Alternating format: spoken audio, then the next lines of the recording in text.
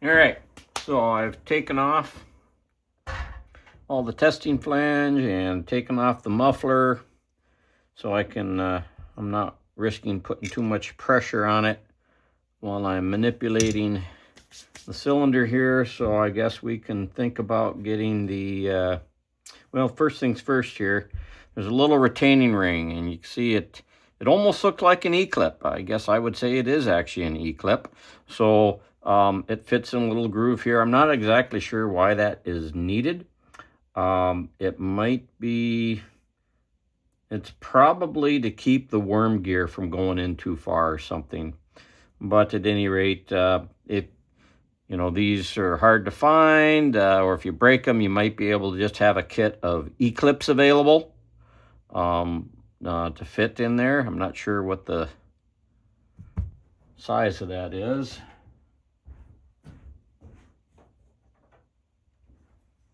Let's see, in lieu of calipers, it looks like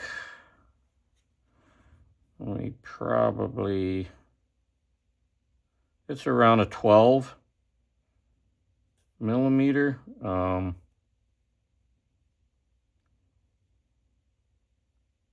No smaller than that.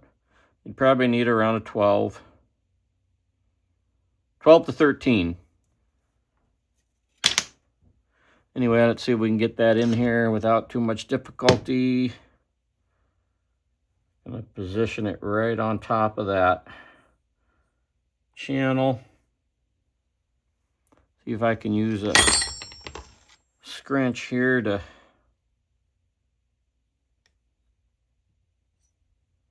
sit on top of it and just lightly coax it into that.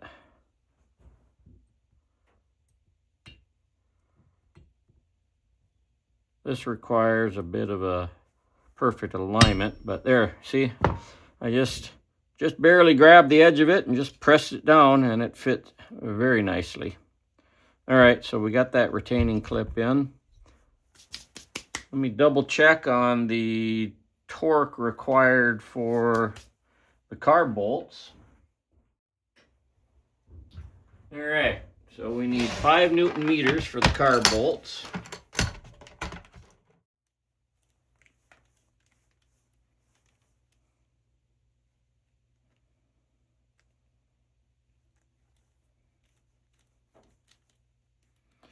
Already had it up to 8.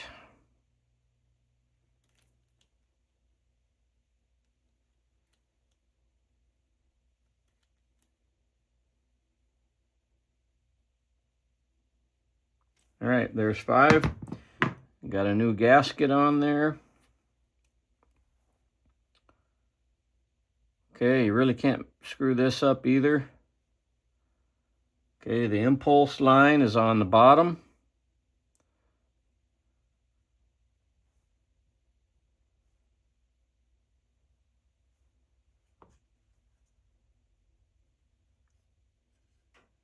The choke is going to be upstream. And it has to fit in right there to operate the choke. Right like that. Okay.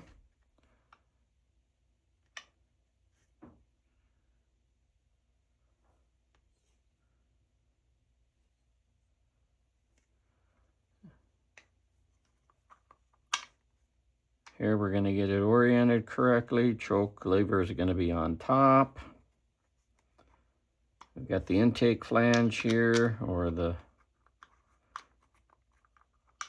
air shunt flange.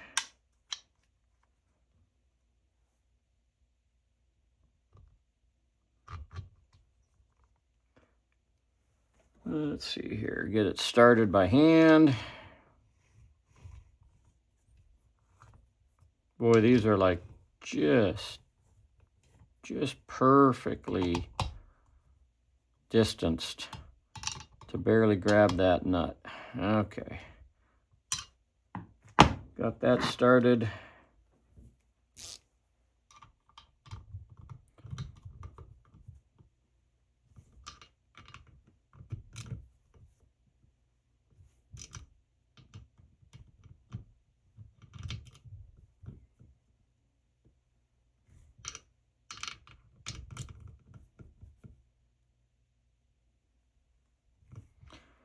Again, follow your spec, get it done right.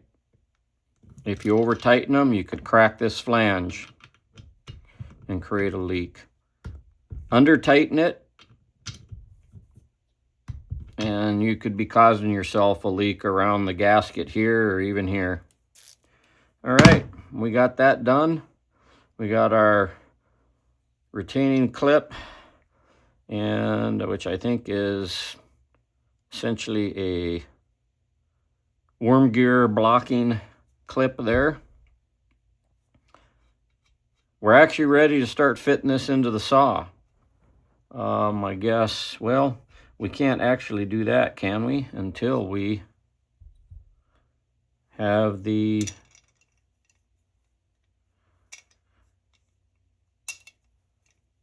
muffler on. So let's do that next.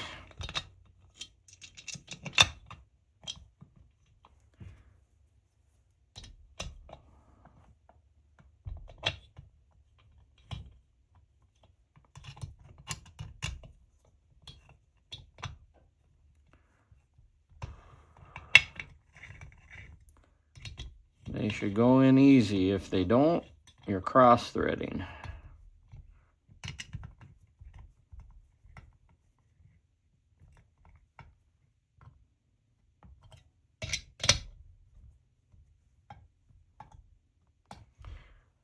Okay, be right back at you as soon as I double check on the torque. All right, 7 Newton meters is what we're looking for. Tighten this up a little bit.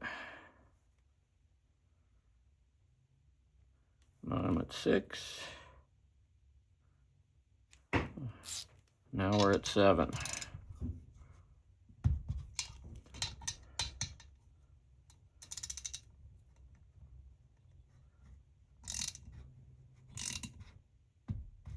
There we go. All right.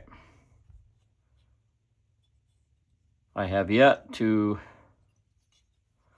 torque this down to spec, the spark plug, and I won't yet because we have to get the clutch on and the flywheel. We're going to need to use a piston stop for that. So we'll do that later. So I guess the next video we'll be looking at getting this installed in the engine housing. All right. So I guess before we continue with the build, it's probably about the right time to, while we're dealing with the carb, get this pressure tested because this is going to be very difficult to get to through the engine housing once we install it in the engine housing. So these top handle saws are so tight quartered and hard to work with. It doesn't matter the brand. You know, if you want something small and lightweight like that, things just got to get crammed in there. You know, there's no two ways about it. And so probably going to have to get the, you know, the fuel tank. I'll even have to get that installed and the fuel line ready to get put onto the carb before I even install this in the housing. It's just there's kind of a methodical process you have to go through to get such a little saw put back together, right? So at any rate, I'm going to use a little carb pressure tester here and get the right appropriate fitting on this. Okay, so let's go ahead and fit this on the fuel line. All right, shut off our bleeder and just want to get it up to about 7.5. Oops, I got it a little too far there. Can be fairly precise with this. All right, and it should hold pressure. Should not leak at all. And I don't know if you're getting glare, but yeah, you can see it's holding just fine. So this carburetor was actually replaced a year or so before I got it, and so that would have been in like 22, 23. It's now 26. So I mean, it was replaced like 5 years ago. It was used a little bit. Anyway, we're going to diagnose how well the carb runs when we get the saw up and running, I guess. But yeah, don't forget at this stage to try and test it. If you have to test your carb down the road after the saw is rebuilt, you might be able to do it, but it'll be really hard to do so without actually taking this sucker out of the engine housing. Seems like if you need to do anything on this saw, about 80% on this saw, especially involving the engine or the carb, you got to take this whole thing out of the engine compartment. You can sometimes, yeah, you could leave the baffle and the flywheel on, and but not the clutch if you have to take it off. So, I mean, yeah, you end up having to go through a lot to work on these saws, even just to do some routine stuff. But, you know, it is what it is, and as long as you know how to do it, no big deal. All right. Till next time.